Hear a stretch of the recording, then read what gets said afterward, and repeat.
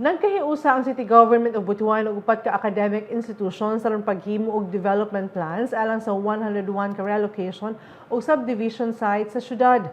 Gipermahan ni Mayor Lau Fortun ug mga opisyal sa Caraga State University, Father Saturnino Urius University, St. Joseph Institute of Technology ug Merchant Marine Academy of Caraga Incorporated ang Memorandum of Agreement ubos sa programang Collaboration for a Stronger Community United in the Spirit of Balangayan.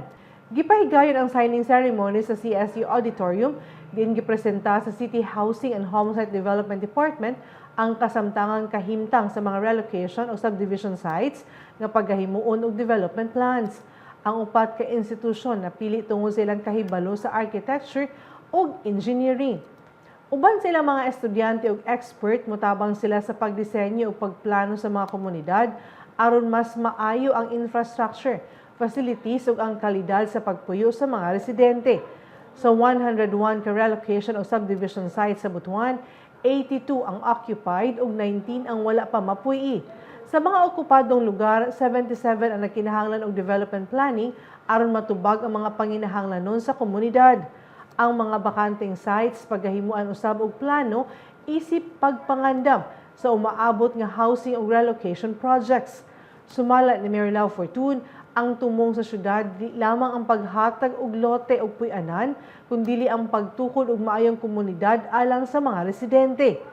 Pinaagi niini nga inisyatibo gilauman nga mamahimong mas plasta ug mas komportable ang mga relocation communities uban sa mga pasilidad ug serbisyo nga makatubag sa panginahanglan sa mga residente. Beyond awarding lots, beyond finding relocation sites for them, we also want that ang ilang katuan na decent, sustainable, inclusive communities. And it has to start very importantly with site development. Og mo katong update ni adlaw alang sa bang pa mga updates, follow the like official Facebook page, Instagram ug subscribe sa YouTube channel sa Butuan City Public Information Office. Ako si Charmaine Awitan. Daghang salamat ug dalaygon ang Dios.